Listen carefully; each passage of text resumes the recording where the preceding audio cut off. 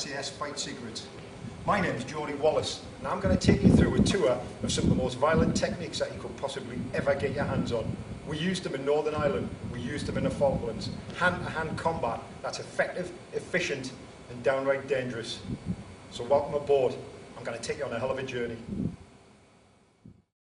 When someone's putting you in a position where they want to mug you, where they ask you the time, they set you up to mug you, to attack you, to beat you, to rape you, to stab you, to kill you. Okay? There's a ritual there. They're setting you up. The last thing they expect, and trust me on this one, the last thing they expect is any kind of a response from you, and a particularly aggressive response. See that? It's almost like I use this as a trigger. Boom! I'll hit them, knock them down. The game, stop the talk show, start the work. You're taught to know, forfeit the game. Cause tomorrow, when it's all done, you reap what you sow. Hit it, boom, boom, boom! Bang! I hit it, boom, boom, boom!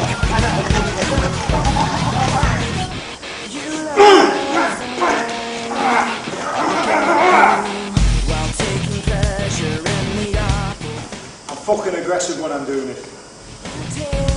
Bang! I hit it, boom, boom, boom!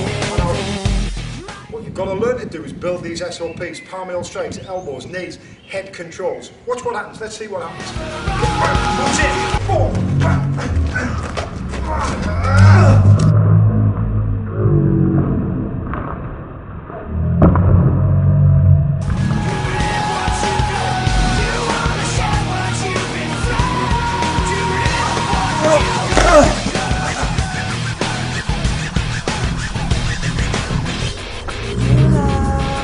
Things I say I do, the way I hurt myself again just to get back at you. Take away The other things that we need to look at, such as surprise, aggression and speed, because when it kicks off, these are the three key elements you will need. There goes the breath.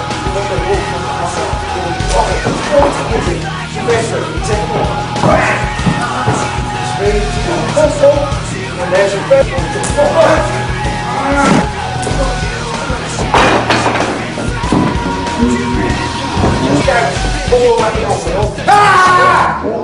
On here, until I shout and then stand so in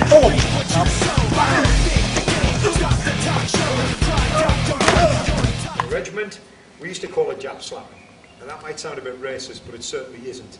Okay? I like everybody and hate everybody equally if they're attacked. Remember, none of this works if you're pissed.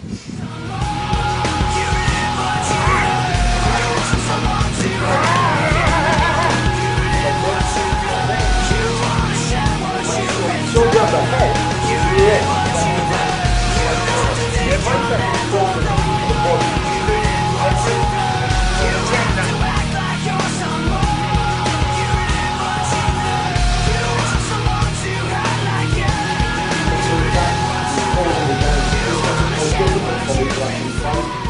So because I hit him, turn him and lock him off and use him as a shield.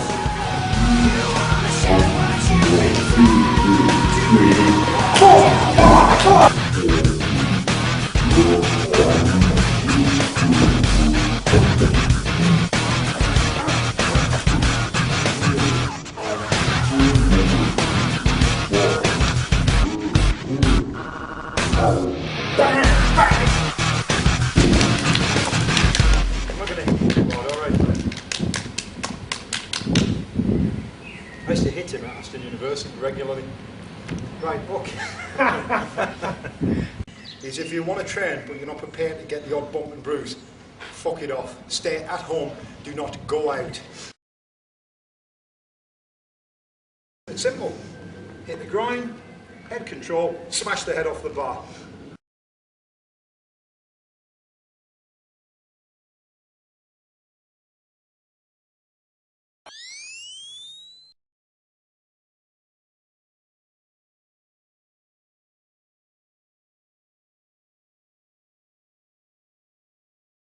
So here we are. We're in a perfect situation to start to learn some of the techniques that were evolved over the past 20 years by the SAS. It's true to say that the SAS actually don't have any indigenous fighting techniques of their own. These techniques are developed by individuals, men who have the bottle, if you like, to get into situations where they're going to be fighting hand to hand. If you're fighting hand to hand, you need to know one or two things. You need to understand, first and foremost, that it's down to what's going on in here, not what's going on here. That makes the difference, because that's what's important. It's about making a difference to someone who's in a physical situation with you. When you're dealing with confrontation of all kinds, the first and foremost thing is having a good mental state. Is your intent right? Have you the bottle to actually get on with the fight? And what do you do when those nerves start to take over? Because it will happen. In the SAS, we use a series of training techniques which are common through the British Army, known as SOPs, Standard Operational Procedures. There's no secret there. The MOD won't stop you for saying this, because SOPs are active techniques and principles that are used by all infantry and serving units in the British Army. Everything I do is based on SOPs. They're going to be simple techniques, simple operational techniques, if you like, that will get you out of trouble quick. And one of the most important ones, and the most important factor in what I teach is awareness. Developing a high level of awareness is vitally important. In fact, it will get you out of trouble more often than not. The SAS is renowned for getting into somewhere tough, somewhere tight, somewhere dangerous, gathering information and getting out like to fight, because our levels of awareness are exceptionally high. We hone these levels of awareness through a thing called commentary walking. It's a series of techniques that you can practice as well. I can't make you practice this, but it's a series of techniques that you can practice in the safety of your own town, your own home, if it's a safe place to live, or in fact be. Commentary walking is pretty straightforward. When you're out and about, you need to heighten your level of awareness. You need to heighten your level of awareness to take in not just the people in the environment, but the environment itself. Because in that environment, you will find all sorts of objects, implements that you might be able to use to effect a great escape, or in fact, bludgeon an opponent down to the ground. That's up to you and your individual morals. I know what I would do. Being aware of the situation, being aware of the environment and the people in it, allows you to escape if needs be. And that's often a good course of action. In fact, it's one of the most important SOPs of the SAS. Where do we go when we bug out? If a job gets too hairy, where do we go without compromise? So by watching your environment, by being aware of your environment, you will get out of that situation. I can't make you do this exercise, but it's definitely one that you should take note of. The next time you're out and about, notice what's going on around you. Notice what's going on in terms of the people in the environment, the objects in the environment. Notice what's going on inside your head. Don't stay too long inside your head. When you're outside, you should be outside your own mind. Too many people spend far too much time inside their head. You see them walking down the street, head down, shoulders down. They look weak, they look ineffective. If you're switched on, you should be in an alert state, obviously. When you're in an alert state, your physiology betrays that alertness, that awareness. You look around, you're keen, you become a hard target. People are less likely to pick on you. And the good thing is, if you feel that a threat is about to happen, that it's imminent, you will take steps to avoid the situation by either running or evading. Skills that are taught to all SAS troopers in escape and evasion exercises. Remember, the techniques that I'm teaching you now on this DVD have been used by operatives in both Northern Ireland, the Falklands, and now in the Gulf, in Iraq, in Afghanistan. These techniques are not for the squeamish, they will work. The great thing about awareness is if you are switched on and you are alert, you don't need to use them. And that's really what this DVD series is all about. By being switched on, by staying outside of your head and watching what's going on in your environment and the people in that environment, you'll be safe. You'll be safe as houses. However, should it kick off, well, that's where you need some of those vital skills, those physical skills that I'm now going to show you on this series of DVDs. But remember, stay switched on and you'll stay alive.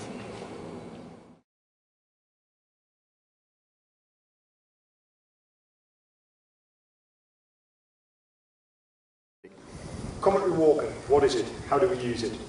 Okay, a great example is you get up in the morning, switch on. You don't know whether anyone's broken into your house during the night or not. If they have, you're in for a nasty surprise. Remember, the key element in any of our training is surprise. We want to have that element. We want to have that principle, if you like, in our control. We want to surprise any potential attacker, because the last thing they expect is you to attack them. So anyway, you're getting up in the morning, you're going downstairs. Be switched on, listen for things that are going on, look for anything unusual. Maybe your window's being disturbed, the door's being left open. But notice these things as you make your way down the stairs, and start to notice things about your environment. You know, how many stairs are actually on that staircase? How many steps are there? Does the door open out or in? You'll probably know these things, having used the house and lived in the house regularly. But if you're staying in a hotel, for example, you won't know half of these things. You're in your environment, you're fairly safe. There's a chance that someone could have broken in the night. So be prepared for that type of encounter. When you make your way down to the kitchen, notice where you've left objects and things that you might be able to use. Kitchen knives, roll-up magazines, chairs, tables, you name it, you can use it as a weapon. Even an ashtray is a tremendous weapon. So you made your way down the stairs, you're in your house, things are perfectly okay, and you leave the house. You're ready, you're going to work, or you're going out for the night. Just notice the things outside in the street. Notice the state of the ground. Is it wet? Is it icy? Is it dry? Is it dark at night?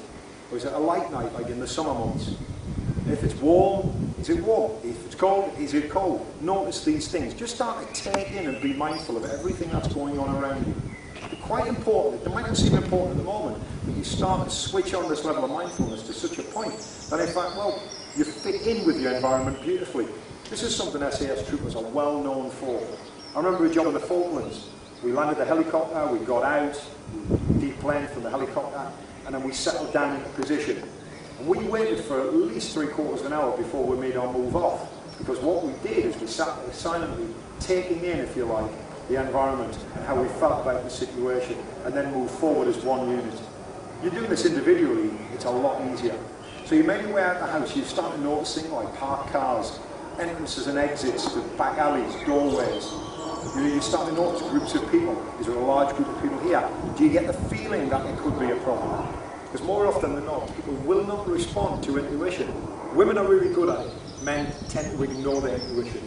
What I'm saying is, when you get those hairs standing up on the back of your neck, that's a perfect example of your unconscious giving you the idea that something's not quite right. Listen to it. Listen to it and act on it. And if you're wrong, it doesn't matter. There's an old saying in the SAS, you know, we never ever failed at anything.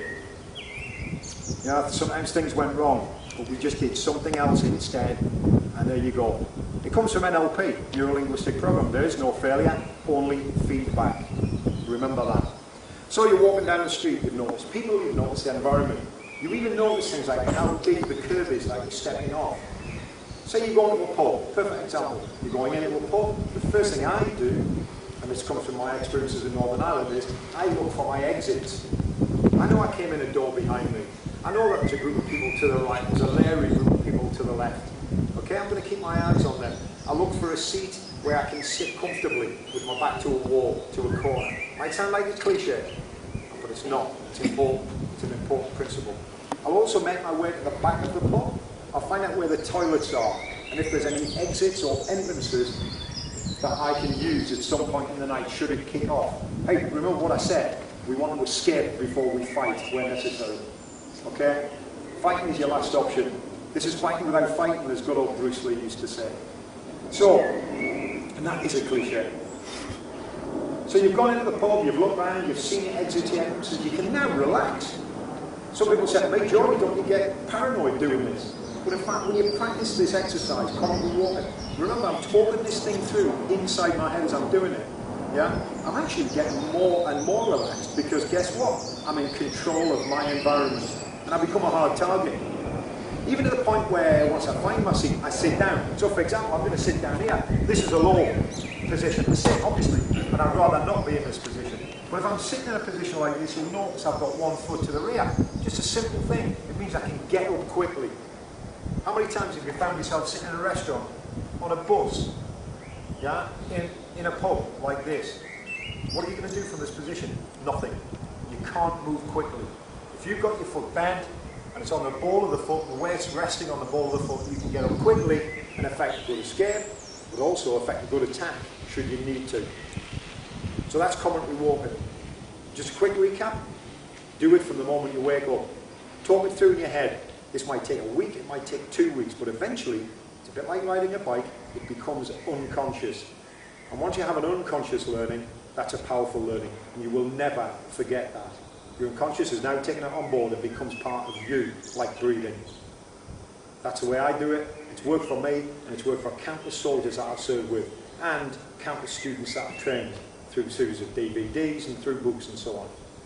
So let's get on board now with the other things that we need to look at, such as surprise, aggression and speed. Because when it kicks off, these are the 3 key elements you will need. Remember what I said? Surprise, don't let it happen to you. Well, when someone's putting you in a position where they want to mug you, where they ask you the time, they set you up to mug you, to attack you, to beat you, to rape you, to stab you, to kill you. Okay? There's a ritual there. They're setting you up. The last thing they expect, and trust me on this one, the last thing they expect is any kind of a response from you, and a particularly aggressive response. Once you have decided on that response, techniques that I'm going to be showing you shortly, whether it's palmable strikes, attacks to the throat, the eyes, use of the elbow, okay? Even grabbing the head and smashing it on the corner of a wall. Okay? The element of surprise is yours. You do it aggressively, you do it as violently as possible, and you do it with speed. And then guess what you do, guys? You get the fuck out of there. But remember, take their wallet.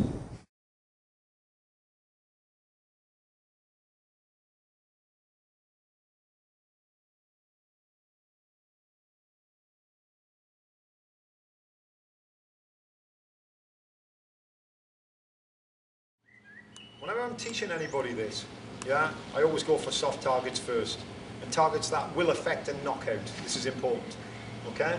If I've got some aggressive bastard here who's standing in my face, he's having a go, and he won't listen to reason, i.e. conversation, and won't back off from me, then I've got to hit him. The moment he makes his move, I've got to hit him. I've got to hit him hard, but I've got to hit him in a way that will knock him out, will knock him to the ground. And what we're going to look at first is a series of techniques that are used to affect a knockout, because that's all I'm interested in. I'm only interested in getting him on the ground, unconscious, so I can make him escape. I'm not interested in defending myself. Let's get one thing clear here. I am not in the business of defence. What I teach is offensive combat. That's the only style of combat that works. Now I know we start with the law. We'll have to work within a remit of the law. But the law's pretty good on that score nowadays. Things have changed a lot. Should you feel that someone presents a threat, a potential threat, and is acting in an aggressive manner, and even moves into your space aggressively, like Andy's doing now, yeah, although that wasn't that aggressive, possibly quite gay, moves aggressively into my space, I'm going to control the space and then strike him. And I need to know where I'm going to hit him. So if we just quickly use an Andy as an example here, look at the target areas that we're going to strike. We're going to look at the forehead here, hit the front of the skull here. We're going to look at the chin here, the front of the chin here. Okay? We're going to look at the side of the jaw here and here. Okay? We're going to look at the carotid arteries. We're going to look at the soft tissue around the throat here. We're going to look at the soft tissue here, known as the eyeball. We're even going to look at soft tissue inside the head, such as the eardrums. My favourite, my personal favourite, is to attack the jaw every time. And get away from this idea, if you've watched martial arts videos, okay? These are not martial arts. What we're doing here is fighting arts. This is about fighting, from people who know what they're talking about, okay? Don't hit them in the nose, and no disrespect to you guys out there. You fucking hit somebody's philtrum, it's just going to piss them off. Some of you may be brought up on this bizarre idea that if you strike the philtrum here, that this soft piece of cartilage, which is no tougher than chicken bone, is going to go shooting off into the brain. You've got another thing coming. I've seen people shot in the head, and a bullet bounces around and exits usually through the ear. So you're not going to knock a philtrum into the brain. So let's just discount that. I don't attack the nose at all. I might tweak the nose in a playful fashion prior to striking them in the throat, but I'm not going to affect any kind of damage by hitting the nose. It'll only serve to annoy Andy. Okay, so we'll look at the throat, the carotid, and so on. Okay, working down the body. Forget this mass. Unless you're going to shoot him, there's no point in hitting this. We'll come to that much later. And don't go for fancy joint locks. Don't go for fancy wrist locks. You know, you grab my wrist and put me in a wrist lock, you break my wrist and then I break your fucking neck. It's as simple as that. That's not going to stop me fighting you. And if somebody's hell-bent on destroying you, a broken wrist or a broken finger is not going to do any damage. I've seen them. You know, again, no disrespect here, but Aikido, yeah, small circle jiu-jitsu. Yeah, you do that, my finger will break and then I'll kill you. Let's get one thing straight here. This is about fighting, not martial arts. Moving down the body. Often most people think of the groin. Fine, it's a good target, but it's a secondary target as far as I'm concerned. You know, a kick to the groin should always be followed with a strike to the throat, the eyes, the jaw. Moving down the body, the knees and the ankles. We can use those if the opponent is on the floor. And the only thing I go to the ground with is my foot. Stamping on ankle joints, stamping on knee joints. Okay, so there we have it. The majority of good targets on the body to strike with the hands, the elbows, possibly the knees.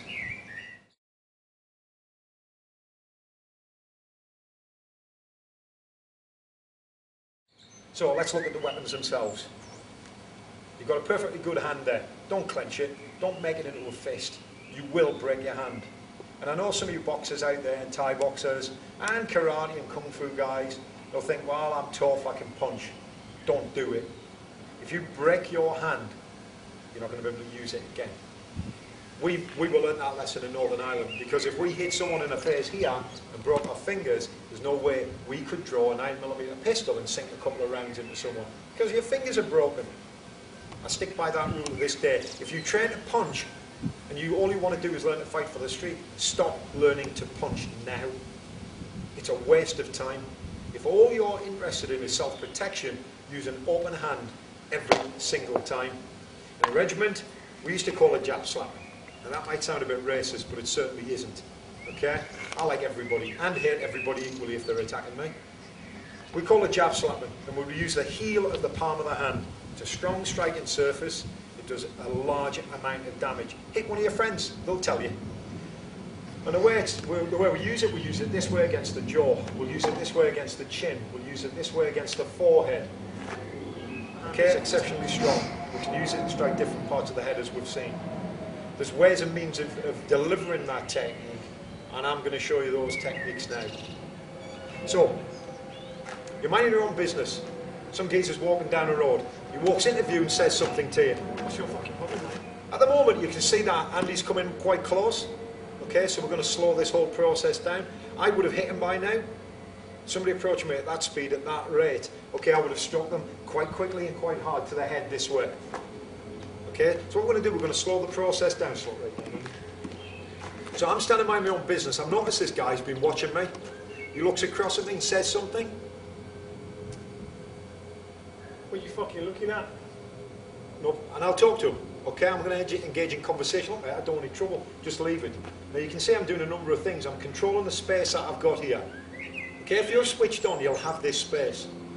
I'm controlling the space between me and him. He's the threat. However, I don't lose sight of the fact that, you know, I've got areas behind me, to the left and to the right. I'm paying attention to my environment. So I'm watching him. If Andy starts to make his move in, even after I've had a conversation, this means I've given him a chance. So I'm now preparing myself. I'm now preparing myself to attack him.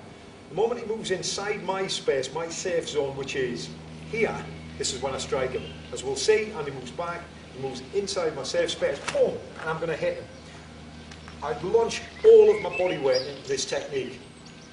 The hand is in a relaxed manner. It has to come from where it starts. If your hand is here, like so, it's going to move from there and strike the jaw. And you'll notice that I'm rotating the hip via the ball of the foot. This is important. If you want to generate enough power to really finish this guy off, you need to get that hip rotation. Some of you guys, if you play golf out there, it's that same swing. Some of you play tennis, it's that same swing. Some of you even do boxing, it's the same as a right cross or a right hook. It's that same movement. And you drill this movement. You drill it in practice on bags and pads, which I'll show you how to use. So here we go. We've got this position here, and he's out of range. He walks into range. I talk to him, he moves in, and I hit him hard. The moment I hit him, boom, he goes down to the ground. Okay? Once he's down, guess what you do? You run off.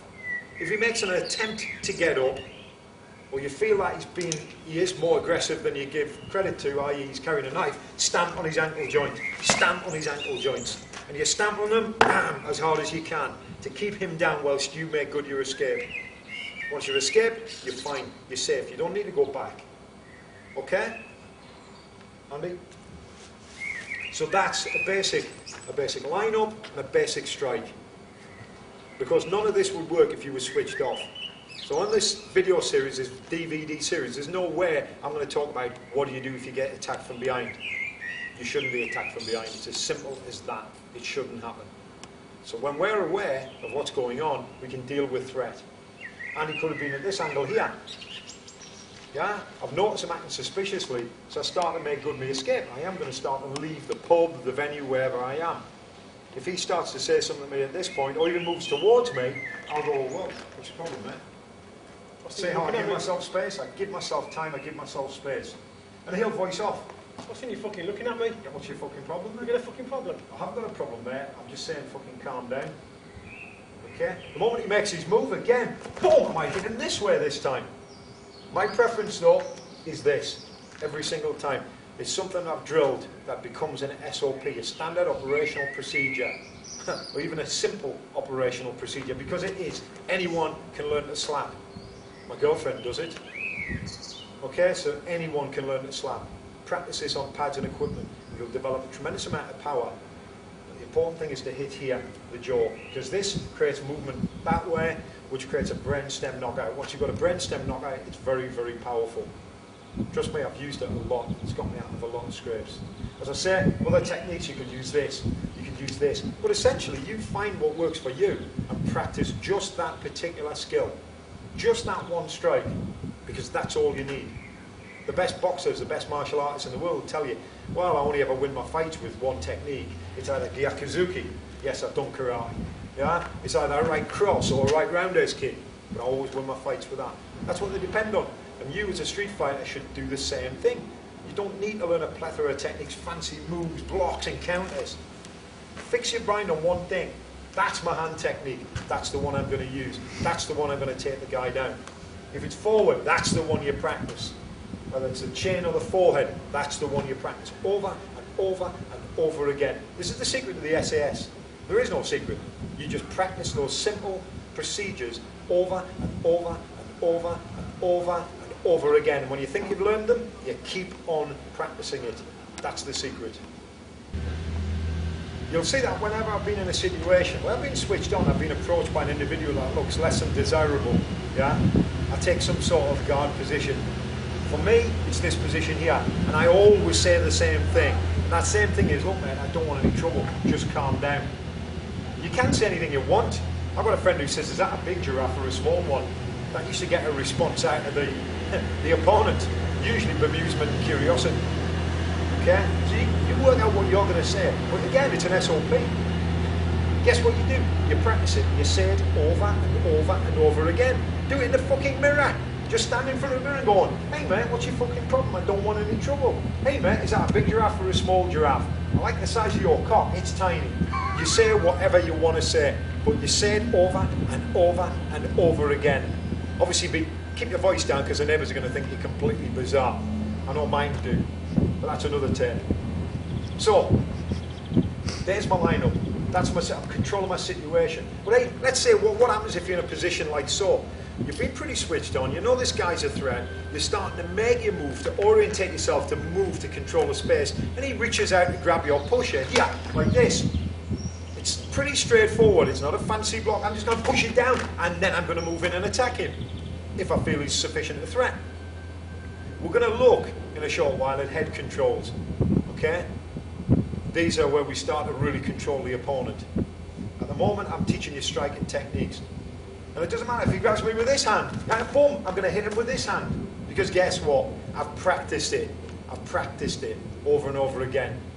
If all you've practiced is this strike and he grabs you here, it's not a problem. Pull his hand down and strike him here. I'm keeping this as simple as possible. Okay?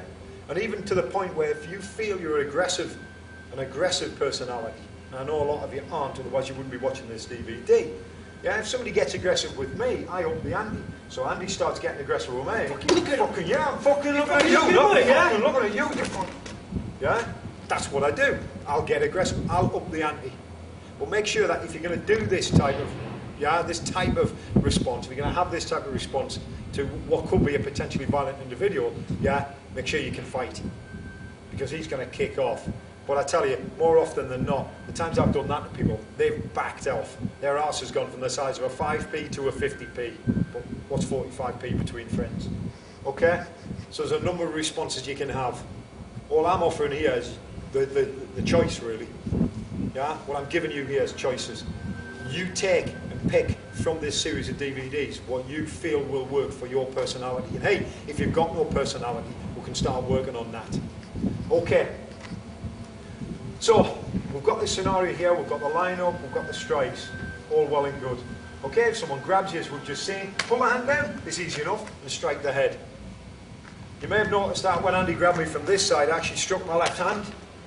It's not necessary. I can pull with the left hand and strike here to the throat. I use a technique, which is quite a disarming technique. It actually can be potentially lethal if you strike the guy on the trachea, the front of the throat here.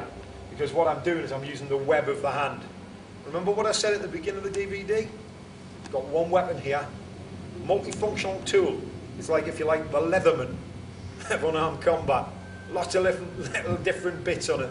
The Swiss Army knife of hands, yeah? And here's one I prepared earlier. I can strike with this part of the hand, the web of the hand, exceptionally powerful, as well as this section here. And of course, not forgetting you all karate guys out there, Shudo, the edge of the hand against the carotid. Again, we'll be looking at that later. My preference is always to hit with the heel of the palm. If you're going to go for eye gouges, i.e. you feel like the guy in front of you is actually potentially lethal, maybe he's carrying a blade, which a lot of young men do nowadays, yeah, the thumb stuck deeply into the eye here is perfect to do the job. It will dissuade any attacker. Okay? I've used this on more than one occasion. It worked. So, what have we got with the hand? We've got the thumb, we've got the web of the hand, the heel of the palm and the edge of the hand. Remember guys, these are the weapons that you're going to use. We can then move up the arm somewhat, okay, because we've got one of the potentially most lethal weapons you've got in a human body. We can generate more power per square inch than anywhere else. Better than the knee, better than the kicks. That's the elbow technique. Superb close range technique for doing tremendous amounts of damage to the opponent. Yeah? I mean, if Andy wants to move towards me aggressively, all I got to do is lift my arm and he walks onto this. And you know, we've got cameras everywhere nowadays. Yeah? And if you're seen smashing people to shit with elbow strikes, you're going to be in serious trouble. But this looked like I simply raised my hands to protect my head, which is what I wanted to look like. I mean, why do I use that? Yes, it's safer for me, less safe for him. It's also safe for me if I end up in court, because essentially what have I done? I've slapped the guy. I've slapped him in the head. That's all I've done. There probably won't be any cuts or any bruises even. Okay, he will be unconscious, and it'll do the job. The elbow, on the other hand, does leave cuts and marks. So we have to disguise. So, you've got a guy who moves towards you. One way the elbow can be used effectively is like so, and he moves towards me, I'll raise the hand up like so. And he walks onto this elbow strike, basically. Okay? He literally walks onto it. He does most of the damage. And from there, of course, I can then return to the open hand slaps. Well, multiple slaps like this, which is a favourite of mine, Kenny Taylor. He used to drive his hands in multiple strikes like this. So all he knew, but that got him out of more scripts, you can imagine. He used to launch himself into the attack like so, and knock the guy literally off his feet, and then run away. That was the way he worked. And he used that a lot in Northern Ireland. I know I keep making reference to Northern Ireland, and if we've got any Northern Irish viewers out there, yeah, this is not directed at Irish people, this is directed at members of terrorist organisations. So, we've got the racist thing out of the way. We got so anyway, moving swiftly on. Using the elbow, okay? We can use the elbow from a line-up, particularly in a close environment such as a busy pub or a club where you've got lots of guys around you. Yeah, if I've got people around me drinking, talking and so forth, yeah, I've got to use close-range weapons. I can't use a palm heel strike. I don't have enough time to do my line-up, my set-up, okay? So I'll take it from here. Andy starts on me, and he's on about spilling his pint. I'm going to do more than spill a pint. I'm going to hit him with what we call a side elbow, striking down on the head, the neck. And to be honest, you hit anybody anywhere on the head, and it's going to take them out. You notice I'm using my right hand because I'm right-handed. If you're left-handed, you would use your left hand. You don't need to train the side of the body that doesn't work or function well. Work with what you know, your strength. So I tend to use my right. If I'd been left-handed in this particular instance, and Andy starts on me here, then I'm going to turn the body this way and strike him with the elbow like so. Okay? Hey, I can even just lift it straight up here and catch him under the chin here. Okay? The elbow is superb. If I do it at speed, you'll see why. It's like a short, sharp cutting weapon. Cuts down, cuts back, cuts up, cuts down. Yeah? Left or right, it doesn't matter. And to be perfectly honest, all of my students work with both left and right on elbows because it's like moving your head into a propeller blade. It just cuts away like so. You can even use it as a spinning and a turning weapon. I had one guy, a student of mine was attacked in a bar. This is a perfect example here. The bar's laid out here. This guy starts on him, gives him a dig in the ribs actually, like this. Paul wasn't happy about this, okay? We'd just been learning spinning elbows, and he was a novice at this, remember? He said to the guy, look mate, I don't want any trouble, just calm down. Turned away, lifted the elbow up, and smashed it down on his head, okay? I don't need to tell you what happened to this guy. He crumbled to the ground. Paul made his getaway. By the time the doorman had come, they'd already thrown out 2 of the guys who they suspected of being violent. So the spinning elbow was superb. If you find this comfortable and easy to use, then use it. It's, as I say, it's got to be simple, and it's got to fit with what you know and can do, and develop those skills. So if we look at the elbow from a standing position here, we can use it like this, uppercut elbows, like so, overhand elbows like this, and even a spinning elbow like so. It may be, again, if this guy's particularly ruthless, a pretty nasty individual, you hit him and haven't quite struck him hard enough, move in and hit him again. And this is one other principle that I want to make clear to you. I said the element of surprise is yours, and I talked about aggression and speed. Aggression means move forward onto the attacker, constantly and consistently, yeah, so that you scare the shit out of him. And if he's got any friends, they think you're crazy. So once I've moved in and hit Andy, whether he goes down or not, I'm going to keep going and keep the pressure on him until he's finished. This is a skill that all SAS troopers have. Even under ambush, our contact drills are the same. Lay down lots of fire and destroy the enemy. Attack the ambusher. That's what I'm teaching you here. Somebody moves in aggressively, I'll control space and go, are you fucking doing, pal? No, you're fucking dead. You make one move, pal, and you're fucking dead. I can leave that whole situation where I haven't struck him once. If I feel he's getting too aggressive, as you realise, I'm going to hit him hard and send him down to the ground. And then I'm going to make my way out.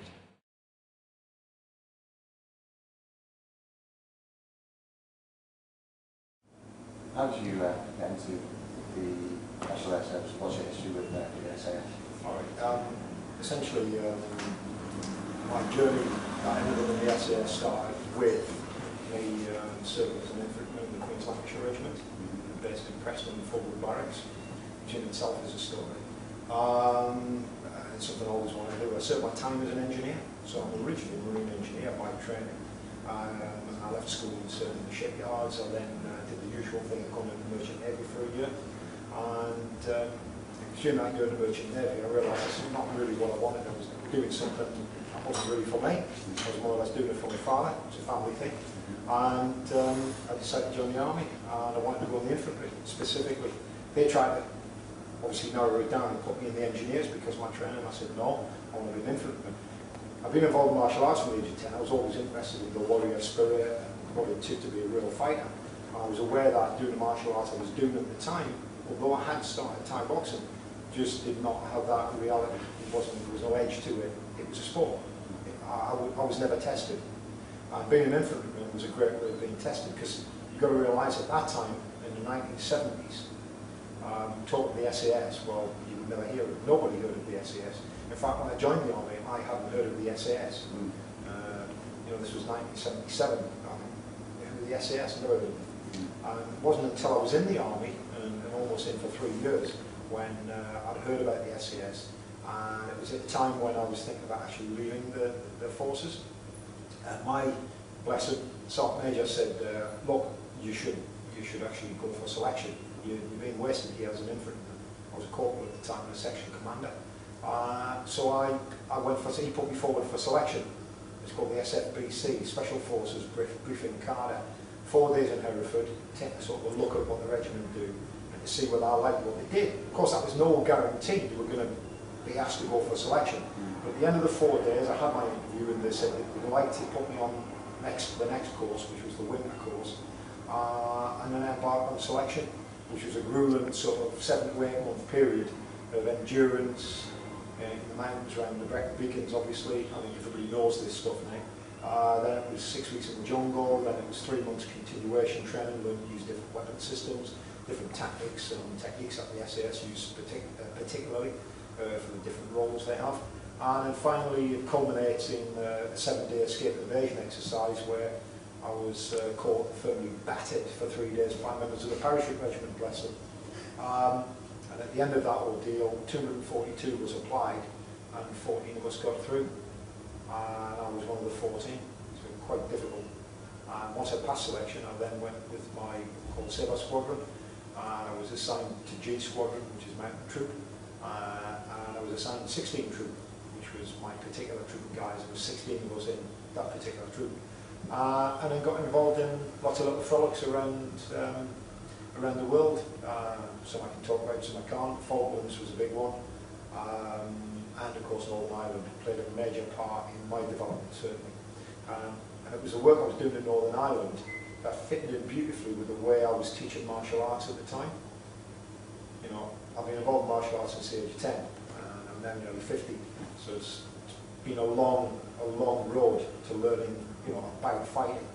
And whilst I was serving in the SAS and in the army, I still continued my martial arts, but actually was able to use it much the same way as a good doorman learns a technique and he goes and practices it on savoury characters. We would do the same thing. You find out one way or another whether these techniques work. Then I came into Surrey Street and I came to Birmingham to do a drama degree of all things, which was awesome. I enjoyed that a lot. And I found that actually, no matter what I didn't seem to have any fear of it. I think that came from being in the SAS. People used to be scared to go on stage, and I thought this is nothing.